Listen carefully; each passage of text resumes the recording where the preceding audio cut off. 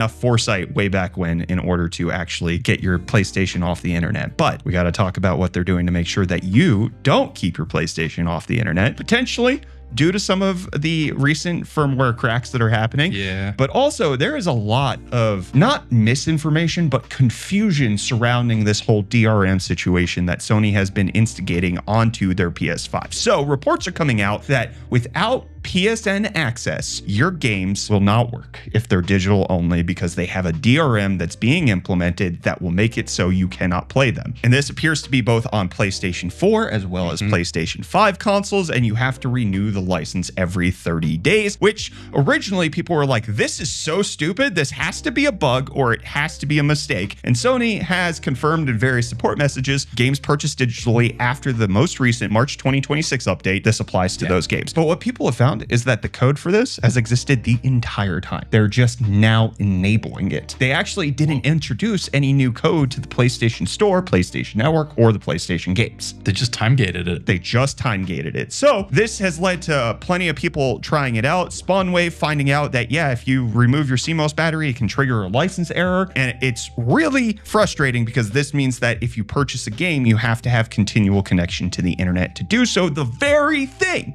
that Sony mocked Microsoft for doing back with the announcement of the Xbox One. They had that viral marketing scheme where it was, how do you share games for the PlayStation 4? Step one. Done.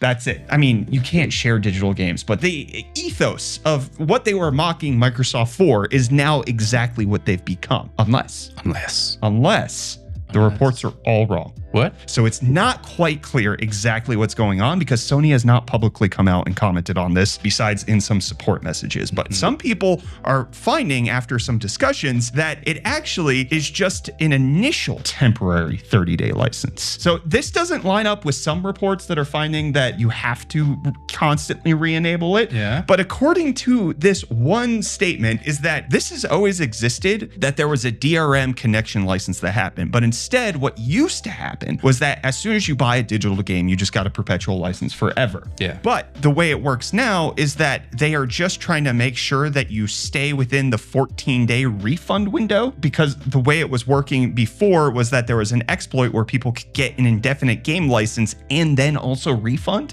on an exploited console. So it's I feel like I remember people talking about this at one stage. So it's kind of connected to that, where there were refunds being issued for games that people were keeping on their device. And allegedly what's happening here is that on the 15th day after your purchase, then the license is supposed to disappear completely. And since we're only a few days into this, we don't actually know if this is true or not. And this is just coming from people who are talking to PlayStation employees. This would be cleared up immediately if Sony would come out and make a statement. But until they do, I think it's probably better to err on the side of caution, which is they are DRM locking video games just completely across the board, which means if they ever have another PSN outage that lasts 30 days, which has happened before. It has. And it's happened before, you are screwed. Yeah. But it doesn't even need to be 30 days. Let's say you haven't connected your console to the internet in 28 days, and then you want to turn it on now in order to renew, and there's a 7-day outage. It doesn't even have to be a week. You can be